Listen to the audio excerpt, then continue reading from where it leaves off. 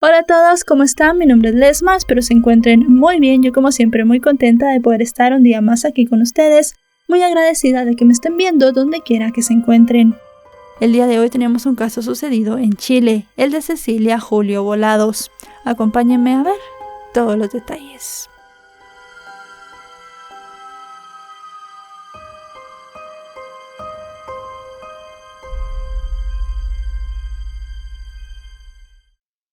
Cecilia Julio Volados nació el 6 de octubre de 1989 en Vallenar, una comuna del norte chico de Chile. Sus padres Elvis Julio y Cecilia Volados la amaron desde el momento en que nació y la educaron junto a su hermana Marcela en un hogar donde se regían por los principios cristianos, puesto que profesaban la religión evangélica. Tras culminar sus estudios de secundaria en el Liceo Santa Marta, Cecilia les comentó a sus padres que quería ser enfermera. Para lograr este sueño, presentó los exámenes para ingresar a la Universidad de Antofagasta y al salir seleccionada tuvo que mudarse al hogar universitario Lenca Franulik.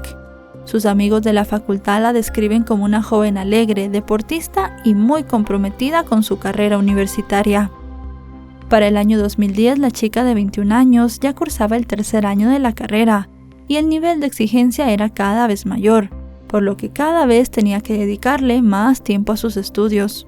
Con este propósito, el 27 de noviembre de ese año, acordó ir a estudiar a la casa de Daniela, una amiga y compañera de clases, quien vivía en la avenida Angamos, a escasos metros de la residencia universitaria que habitaba Cecilia.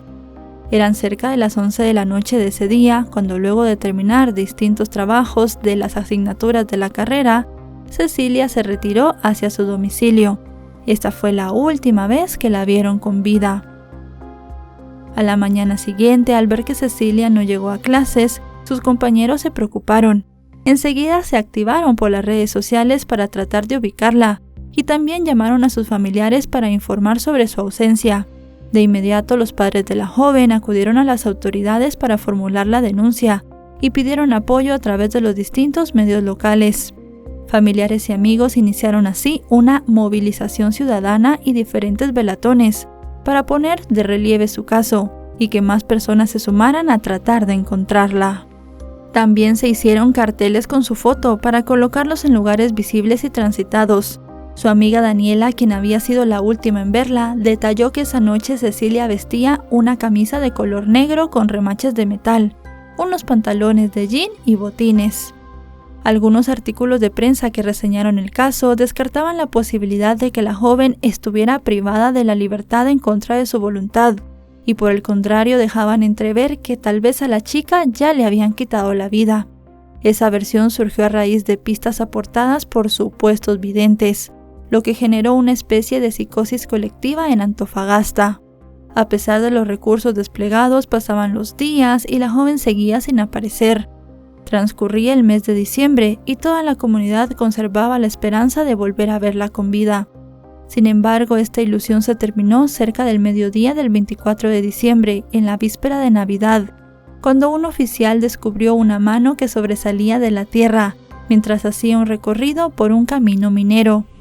Al acercarse se percató de que se trataba de un cuerpo semienterrado, el cual en ese momento no pudo definir si era de un hombre o de una mujer por su avanzado estado de descomposición, pero también presumió desde ese primer momento que podía ser el de la joven que estaba desaparecida. La fiscal Ana María Escobar fue una de las encargadas de la investigación y ordenó el levantamiento del cuerpo, el cual fue envuelto en una especie de cápsula para proteger al máximo cualquier evidencia. Luego fue trasladado al Servicio Médico Legal de la ciudad para realizar todos los exámenes de rigor. En horas de la tarde del 25 de diciembre, las autoridades confirmaron que luego de realizar los exámenes dactilares, se determinó que el cuerpo encontrado correspondía efectivamente a Cecilia, la joven que estuvo 28 días desaparecida y era intensamente buscada en la zona por carabineros, familiares y amigos. La confirmación de la identidad de Cecilia se entregó primero a su familia y luego a la comunidad. Todos manifestaron su pesar en las redes sociales, en las cuales se formaron grupos que pedían que la muerte de la joven estudiante no quedara impune. El Ministerio Público detalló que el cuerpo presentaba lesiones en el cráneo, en los brazos y en la espalda, y anunció que continuarían realizando estudios para determinar el origen de las lesiones. Por su parte, el coronel Rolf Reimann de la Prefectura de Carabineros de Antofagasta anunció que en el lugar donde fue encontrado el cuerpo hallaron telas, huellas de neumáticos y evidencias orgánicas, que hacían presumir que la muerte de la estudiante era atribuible a la participación de terceras personas, por lo que el caso sería investigado como un homicidio. Advirtió que hasta ese momento no se habían encontrado signos de algún tipo de forzamiento a tener relaciones sexuales. El fiscal regional Cristian Aguilar, junto a la fiscal adjunta Ana María, ordenó varias pesquisas para esclarecer quién o quiénes estaban involucrados en el hecho, cuál había sido la causa específica de la muerte y en qué fecha había ocurrido. Mientras las autoridades buscaban pruebas para identificar al o los criminales, a las 7 de la mañana del 31 de diciembre, la carroza fúnebre que transportaba el cuerpo de Cecilia salió del hospital regional para hacer la entrega a sus padres. Los restos de la joven fueron llevados hasta el hogar universitario Lenca Franulik, quien había albergado a la estudiante por casi 3 años. Allí el cuerpo fue recibido con muestras de cariño por parte de sus compañeros, quienes llenaron de flores el féretro e incluso oraron por su eterno descanso. Posteriormente se dirigieron en caravana hasta la sede de la universidad, donde le rindieron otro homenaje. Allí el rector de la Casa de Estudios, Luis Alberto Loyola, expresó su pesar por la muerte de Cecilia y reflexionó sobre la violencia en la ciudad.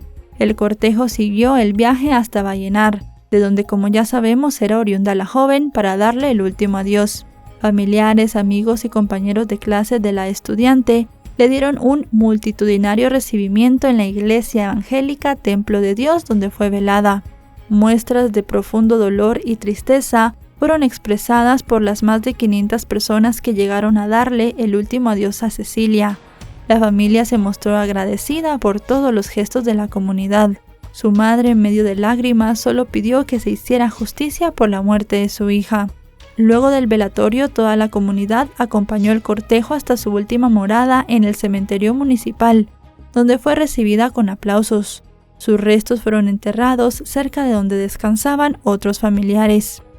Durante los días siguientes, los organismos policiales realizaron una serie de diligencias, que incluyeron entrevistas a más de 2,000 residentes y diversas visitas al edificio donde vivía la amiga que Cecilia había visitado la noche en la que desapareció. Las pesquisas arrojaron los datos de 3 sospechosos, pero 2 fueron descartados, y la atención se centró en Daniel Marcelo Rojas Pol, de 45 años, un hombre nacido en Calama, donde vivió hasta cerca de los 13 años. Nunca se supo qué pasó con sus padres, pero lo que sí se sabe con certeza es que fue criado y adoptado legalmente por sus abuelos. El sujeto era un visitador frecuente del edificio. Según el libro de la conserjería, el día que ocurrieron los hechos, el hombre había ido 3 veces al lugar, a uno de los apartamentos, presuntamente a visitar a un amigo que residía allí.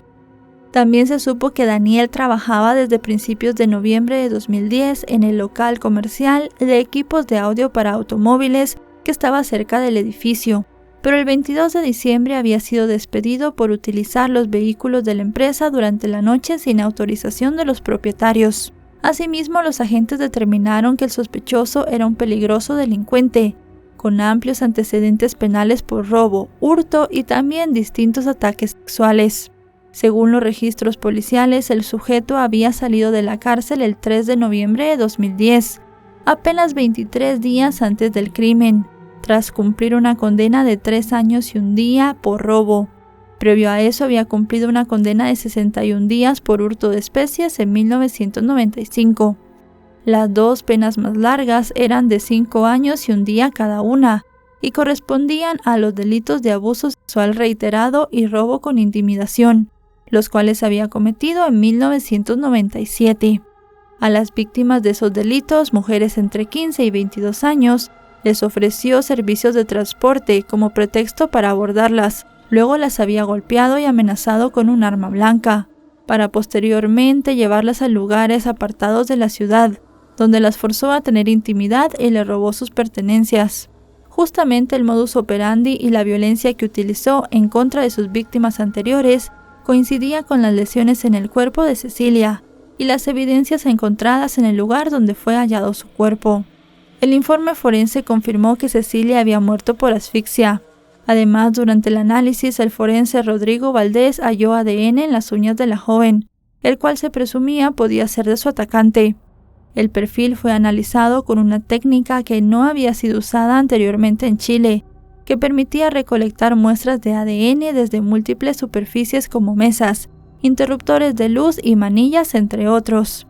En este caso en particular, los peritos hicieron un levantamiento de muestra genética y a través de un trabajo desarrollado por científicos de Hong Kong, utilizaron un método que consistió en hidratar las uñas de la joven para poder recuperar una mancha de sangre de la cual se obtuvo el perfil de ADN de su agresor. Una vez que lo obtuvieron, fue comprobado con las muestras del sospechoso y coincidió un 99,9% con el ADN de Daniel. Así, tras varios allanamientos, el 8 de enero de 2011, un equipo multidisciplinario de agentes arrestó al sujeto. Este fue trasladado al hospital regional para la constatación de lesiones y posteriormente fue derivado a las dependencias de la Tercera Comisaría de Carabineros, donde reconoció ante la Fiscalía su participación directa como autor en el crimen de Cecilia. Los peritos buscaron más pistas en el maletero de su vehículo, donde ellos presumían que había mantenido escondido el cuerpo de la joven. El vehículo pertenecía a la empresa de audio de la cual el hombre había sido despedido poco tiempo atrás.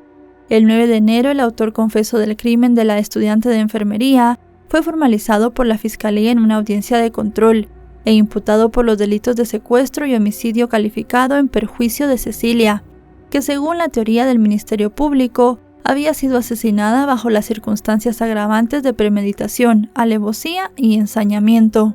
El tribunal otorgó a la Fiscalía 180 días para complementar su investigación y ordenó el traslado del sujeto al Centro de Cumplimiento Penitenciario. Familiares y conocidos de Cecilia pidieron el máximo castigo contra el único imputado en el caso. El caso de Cecilia causó gran impacto en la capital regional y a nivel nacional, al punto de que el entonces presidente de Chile, Sebastián Piñera, en una visita a Vallenar, celebró el trabajo realizado por la policía de Antofagasta al lograr el arresto del hombre. Refirió que aunque no podía garantizar que no se siguieran cometiendo delitos como ese en el futuro, sí podía asegurar que su gobierno haría todo lo que estuviera a su alcance para que se aplicara todo el rigor de la ley en contra del sujeto, y reiteró su compromiso en la lucha contra la delincuencia en el país. Durante los siguientes meses hubo varias movilizaciones para exigir justicia. Una de ellas se llevó a cabo en abril de 2011, en la cual familiares de Cecilia, acompañados por un centenar de amigos y compañeros de universidad, realizaron una marcha por el centro de la ciudad para pedir que su trágico fallecimiento no quedara impune. Durante el recorrido se pidió el máximo castigo para Daniel, quien permanecía todavía en prisión preventiva. Se gritaban consignas solicitando que los parlamentarios endurecieran las penas a través de proyectos de ley, y simultáneamente comenzaron una campaña de recolección de firmas para elevar su solicitud ante los organismos del Poder Judicial. Gorros blancos, lienzos y letreros con la imagen de la joven dieron un contundente mensaje, mientras la marcha fue seguida atentamente por la gente que transitaba por el centro. A la cabeza iba una de las tías de Cecilia, llamada Sonia Julio, quien comentó el difícil proceso que había vivido la familia desde que la joven desapareció hasta el funeral. Indicó que Cecilia estaba más presente que nunca en los corazones de quienes la conocieron y se mostró agradecida por el constante apoyo que habían recibido de amigos y compañeros de la joven, asegurando que ellos eran responsables de que su recuerdo no desapareciera. La marcha comenzó en la Plaza Sotomayor y su punto final fue la intendencia, donde fueron recibidos por el intendente, Álvaro Fernández. Durante la reunión, el jefe regional brindó el apoyo del gobierno y dio garantías de que estaban haciendo los máximos esfuerzos para que todos los involucrados recibieran el castigo que merecían. Esas últimas palabras llamaron mucho la atención. El hecho de que el intendente se refiriera en plural a los involucrados, pero no fue el único que hizo esto. También lo hizo el fiscal nacional Sabas Chajuan, quien había llegado a la capital de la provincia, El Loa, para inaugurar una nueva fiscalía. Afirmó que de acuerdo con las investigaciones realizadas hasta ese momento, presumían que el hombre que estaba capturado no había actuado solo en los hechos. Sin embargo, no se revelaron más detalles sobre las pistas que seguían para no entorpecer la investigación. Llegó así el mes de junio y se cumplieron los 3 meses de plazo otorgado por el tribunal para la investigación. Debido a una petición de la Fiscalía, se ampliaron 60 días más, ya que estaban esperando resultados de pericias claves para establecer la posible participación de otras personas en el caso. Uno de los análisis correspondientes correspondía a una amplificación de ADN, que buscaba determinar si las muestras halladas en la ropa de la joven pertenecían a Daniel o a otra persona.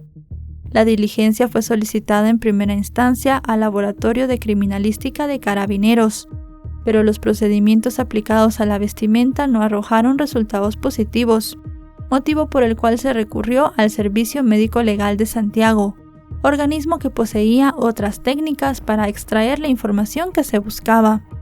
Además, el órgano acusador solicitó nuevas comparaciones del material genético encontrado en las uñas de Cecilia, a través de un set de células de la piel, que podrían corresponder a otro implicado en el suceso. Según el fiscal regional Cristian Aguilar, los resultados de ambas pericias serían determinantes en el curso de la investigación, ya que podrían servir para la recalificación del delito por el cual estaba detenido Daniel, o bien para acreditar la participación de una o más personas distintas al que ya estaba imputado. El Ministerio Público no descartó que se pudieran dar otras detenciones en los días sucesivos, y esperaba contar con todas las pruebas y antecedentes del caso antes de culminar el plazo fijado por el tribunal para el cierre de la investigación, el cual estaba previsto para el 20 de septiembre de 2011. Uno de los abogados que representó a la familia de Cecilia, llamado Jorge Cortés Monroy, anticipó que si para esa fecha existían diligencias no cumplidas, apoyarían una nueva solicitud de prórroga, que eventualmente formularía la Fiscalía.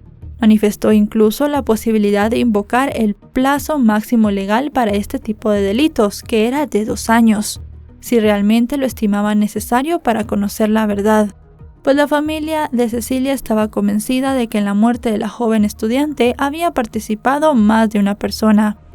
En ese entonces, Elvis, el padre de Cecilia, indicó que su hija era deportista y medía casi 1,70 m de estatura, por lo que era difícil creer que una sola persona lo hubiera doblegado tan fácilmente. A pesar de las creencias familiares que eran compartidas por el abogado querellante, este indicó que necesitaban sustentar dichas acusaciones con pruebas científicas, cosa que hasta ese momento no tenían. En agosto de ese año, familiares y amigos visitaron el lugar donde fue hallada sin vida Cecilia, y allí le rindieron un emotivo tributo. Su padre declaró ante los medios que cubrieron el acto que no habían podido sobreponerse a la pérdida y estaban a la espera de que en el juicio el culpable fuera castigado con todo el peso de la ley. También estuvieron presentes los estudiantes de San Francisco de Vallenar, quienes hicieron a modo de homenaje un desfile militar en el lugar.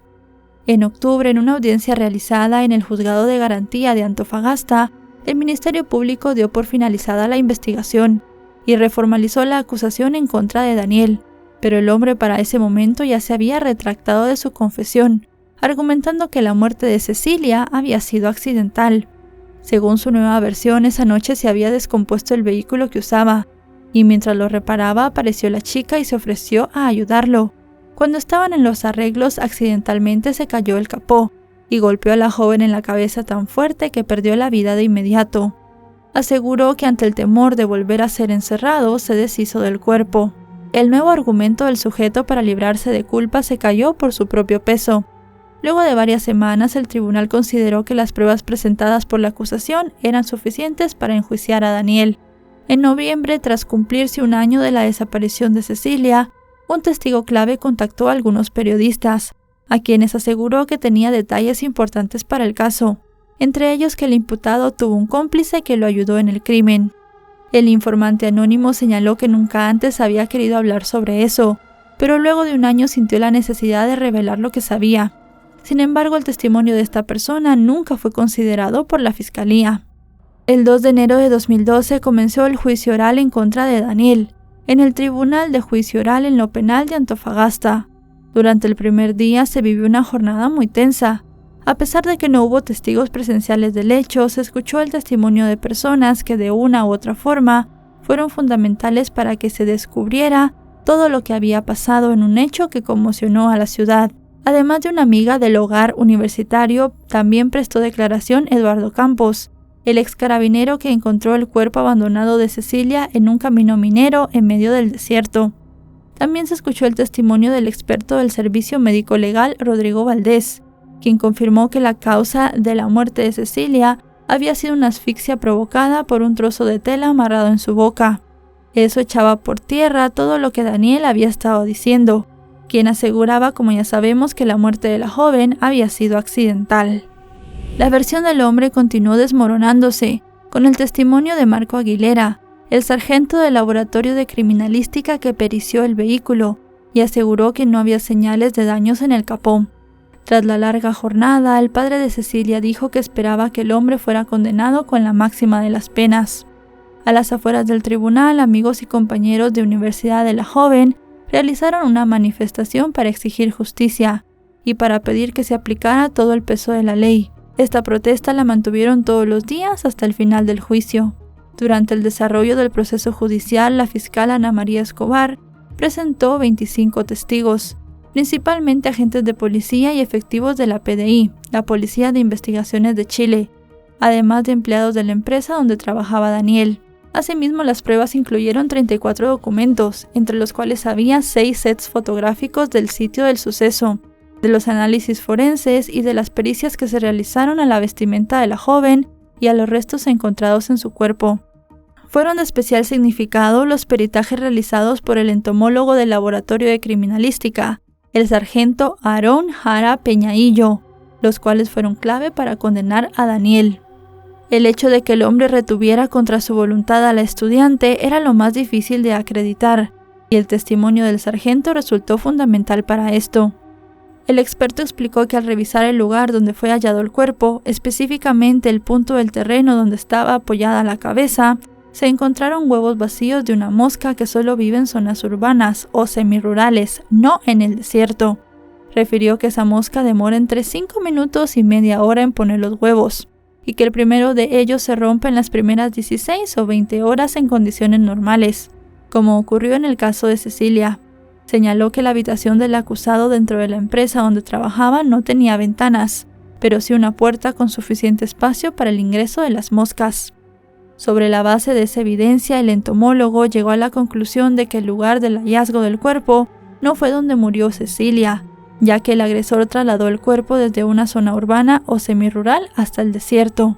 También determinó, basado en las características del insecto, que dicho traslado ocurrió dentro de los 6 días siguientes al deceso de la joven. Asimismo, señaló que el intervalo post-mortem era de 26 o 27 días antes del hallazgo. De acuerdo con este peritaje, la chica había muerto entre las 6 de la mañana del domingo 28 de noviembre y las 8 de la noche del lunes 29. Es decir, la joven estuvo al menos 5 horas en poder de Daniel antes de perder la vida, lo que comprobaba que la había mantenido retenida en contra de su voluntad. Tras hacer énfasis en el peso de las evidencias y en los alegatos finales, el órgano acusador pidió cadena perpetua calificada, es decir, 40 años de cárcel según el Código Penal chileno, antes de que Daniel pudiera obtener cualquier beneficio. Para el Ministerio Público, el ADN del sujeto encontrado en las uñas de Cecilia, así como un análisis del kilometraje del vehículo utilizado por Daniel la noche del crimen, y los detalles aportados por algunos testigos fueron claves para determinar su responsabilidad en el desenlace fatal. Según la investigación, la línea de tiempo de lo que pasó esa noche fue la siguiente. Cecilia salió de la casa de su amiga luego de realizar las tareas de la universidad. Cuando iba caminando, pasó frente al local comercial donde trabajaba Daniel. Allí fue interceptada por él, quien aprovechó la soledad de la noche para someterla y llevársela en contra de su voluntad. La mantuvo cautiva por al menos 5 horas, en las cuales Cecilia luchó por defenderse de los brutales ataques del delincuente. Ante la resistencia de la muchacha, el hombre la maniató y la amordazó con tal fuerza que la tela utilizada para cubrirle la boca se había incrustado en su mandíbula hasta quitarle la vida. Luego de que se diera cuenta que Cecilia ya no respiraba, el sujeto trasladó el cuerpo a un sitio lejano y poco concurrido, que fue donde fue encontrado.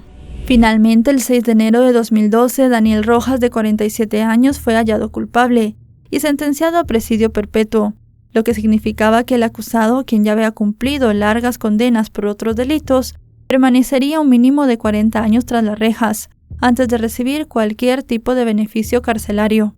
Asimismo, de acuerdo con una demanda civil interpuesta por la familia de Cecilia, el hombre les debía pagar a cada uno de los padres de la chica la suma de 250 millones de pesos chilenos, lo que podrían ser más o menos unos $300,000 por daños morales. Tras emitir la sentencia, el tribunal dejó asentado que para los magistrados había quedado claro el alto grado de perversidad y desdén por la vida humana que tuvo el hombre. También agregaron que de manera reprobable y sin arrepentimiento alguno, e incluso con indiferencia al daño y el dolor, pretendía justificar y ocultar su proceder. A pocas horas de ser conocida la condena, Marcela, la hermana de Cecilia, expresó a través de sus redes sociales que el veredicto no la hacía más feliz, pero al menos contribuía a eliminar a un peligroso delincuente de las calles y a salvar a otras vidas. Usuarios en las redes sociales también se hicieron sentir con expresiones de júbilo por el veredicto de culpabilidad y la larga condena. La defensa de Daniel presentó un recurso de nulidad de la sentencia, alegando que la misma carecía de fundamento y que además se le había negado a su representado un atenuante por colaborar en el esclarecimiento de los hechos. En una audiencia realizada posteriormente, la Fiscalía solicitó que fuera denegada la solicitud, ya que se habían presentado suficientes pruebas científicas que confirmaban la culpabilidad de Daniel.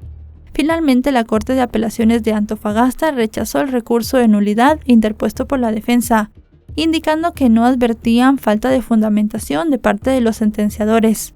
Por el contrario, dieron debida cuenta de la forma de cómo recibieron y analizaron cada prueba, lo cual les permitió, más allá de toda duda razonable, determinar la responsabilidad penal del hombre.